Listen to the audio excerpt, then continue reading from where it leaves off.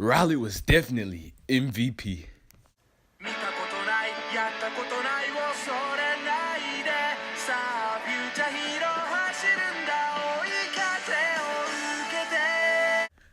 Alola everyone, Treyman1 here. We're back with another Pokemon Sun and Moon anime review, guys. Today we're talking about episode 112. Get Meltan episode. Oh my gosh, I have so much to say about this episode. I don't know where to start. Well, actually I do. Let's go ahead and get right into that summary and then I'll give my thoughts.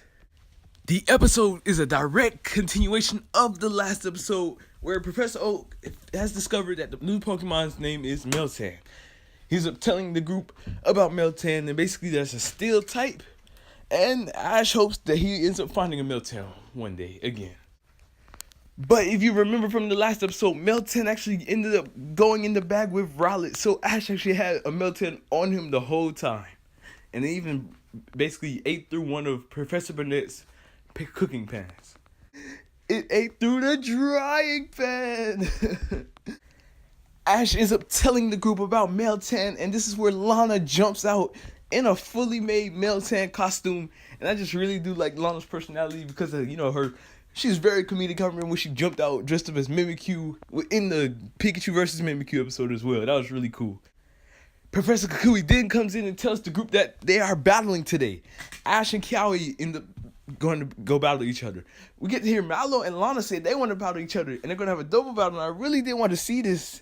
To see Shaman in action, and Eevee as well. And Sophocles and Lily are going to have a 1v1. Ash and the other Pokemon end up going to check on Rowlet to see if it wants to join in on the battles, but it's sleeping. So this is how they get separated. Meltan keeps spinning on Rowlet, trying to wake him up, but Rowlet just keeps trying to get away from Meltan so he can continue to sleep. Then a Murkrow comes down and takes Meltan away because it's a shiny object. Rowlet ends up saving Meltan, and Meltan loses his nut head. I gotta say, Team Rocket were really funny in this episode because it's like Meowth was just predicting stuff. Meowth was like, basically the truck had a broken nut, and Meowth was like, oh, who knows, a nut could just fall out of the sky. And as he says that, it falls right on Meowth's face. Team Rocket then uses it to fix the truck and go sell some donuts. This is where we get this hilarious scene of Rowlet trying to find items to replace Meltan's nut head. This kind of reminds me of Rowlet when he first debuted, when he was looking for fruits, but he couldn't find, the right fruit. But in this situation, he was trying to find something to replace Meltan's head. And it's just so sad seeing Rowlet. Like, Rowlet, you can tell Rowlet felt so bad for Meltan. We even got this beautiful meme of Rowlet just like, oh my gosh, what have I done? Where Klefki is trying to get off of Meltan's head, and it's just so hilarious seeing that scene. Meltan ends up settling with a tangerine for a head for now, basically until they can find the nut. We then cut back to Ash and the others doing their battling, and we get to see they're having a triple battle, and I was really shocked about this. Now, a scene that really interested me right here is when Kiawe asked Ash, you completed your grand trials, now what? And Ash is just looking up in the sky. That is a good question, now what? I'm guessing maybe they forgot about the league because so much has went down since they last brought up the league. That was before the Ula arc, so yeah, we went through 2 island arcs already. So Ash has probably been so focused on that, and he hasn't heard too much about the league and build lately, so he probably wasn't thinking about the league at this time. Ash notices Rowlet flying above and goes to follow it to see where he's going. Now, all the other Meltan are in the Ultra Guardians base with Clefairy. Basically, Clefairy is trying to teach the Meltan how to do certain stuff, and that's a cool little side plot. I'm guessing the other Meltan will stay in the Ultra Guardians base with Clefairy. Team Rocket aren't getting any business, and then this is where Meow says, only if Meltan could fall out of the sky so we could catch it. And once again, Meltan does just that, and these scenes were really hilarious in my opinion. Following that, Meowth tries to attack Meltan, but ends up missing, hitting the truck and knocking the nut back out. This is where Meltan gets his head back. Now, this next scene, I gotta say, was a really nice moment for Rowlet because we got to see Rowlet, caring for his friend Meltan. Like, Rowlet was saying, I'm not gonna let you hurt my friends, sticking up for Meltan, using its attacks against Team Rocket by itself. Overall, I think this episode did some great justice for Ash's Rowlet. Showing this side, like, that is cares for his friend, It wasn't getting sleepy or anything. Is anytime Raleigh gets into like a serious battle, Raleigh gets serious and it goes in action. I gotta say the animation in the scene was also really nice, where we get to see Meowth dodging the razor leaves and about to attack Meltan until Raleigh jumps in and takes many furry swipes from Meowth. This scene was really sad because he's like, oh man, it's so good to see Raleigh, sticking up for his friend like this. I really do like this side of Raleigh's personality. Like, I really do think that they've been showing Raleigh a lot of love and justice lately, especially even more now with him having Hal and Star Trix as a rival and Meltan with him. I cannot wait to see Raleigh get some more development in the future because of these two Pokemon. Meltan then gains some confidence and jumps out to protect Raleigh. This is where Meowth's claws ended up breaking on Meltan's, on the nut because of how strong the steel was. Following that, we get to see a glimpse of Meltan's power, and oh my goodness, were these flash cannons strong. I feel like Meltan and Melmetal are going to be really great members on Ash's team and give him many wins in the future of the series. Also could see maybe in the future, when it's time for Meltan to evolve into Melmetal, that it evolves to protect Rowlet. Sort of like how anytime something happened to Ash's Greninja, it was to protect Pikachu. I could see them pulling something like that, especially because they're showing how close of a bond Rowlet and Meltan have already. Or even if possibly Rowlet loses the Everstone and evolves to protect Meltan, that would be really cool. After taking out Team Rocket, Beware and stuff will come in and drive away. Oh my goodness, I love these two. Ash ends up finding Rowlet and Meltan and take them back to Professor Kukui's lab. This is where Clefairy brings in the Meltan that she found as well upstairs to the Pokemon school, and basically Ash is about to let Meltan go back with his friends, but Meltan ends up deciding that it wants to stay with Ash's Rowlet. So Ash comes in with this amazing catch animation, and the Pokeball goes right through Meltan. And he failed to catch it at first. But then we get to see that amazing catch animation again, and Meltan is caught.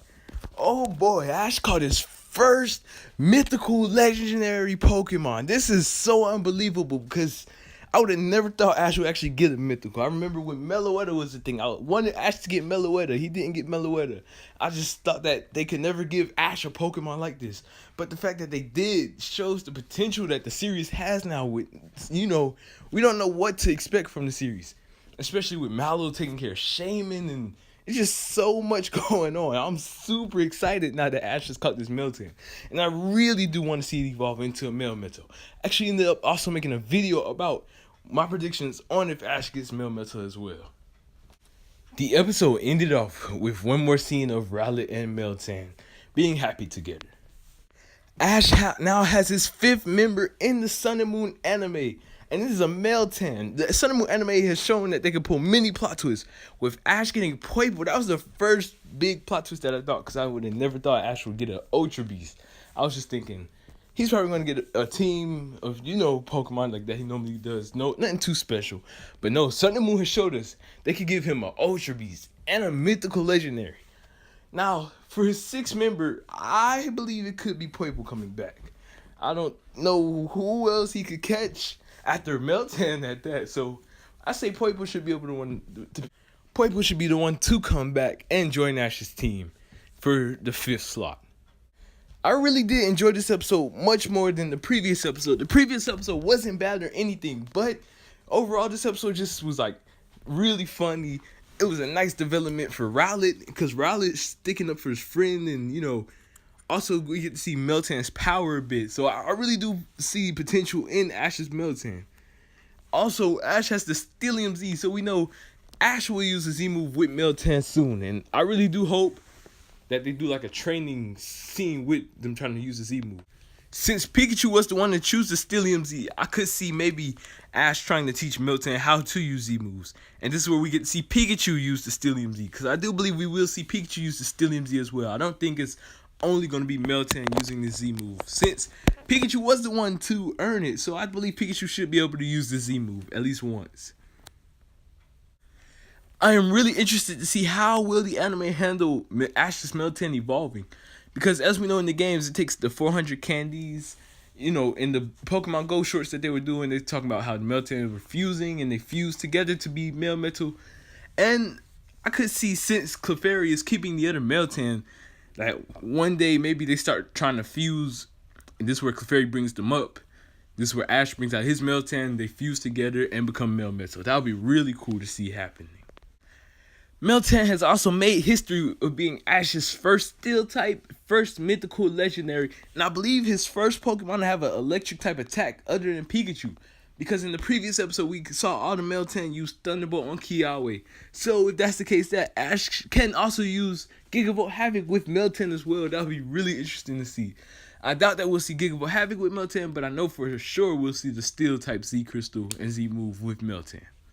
I do for sure believe that Meltan and, well, should I say Male Metal will be used in the league, especially with the fact of them mentioning in this episode, Ash, what are you going to do next? Like, I really do feel like this is foreshadow of Male Metal being that ace in Ash's team during the Alola League, and this is like just a little foreshadow to that.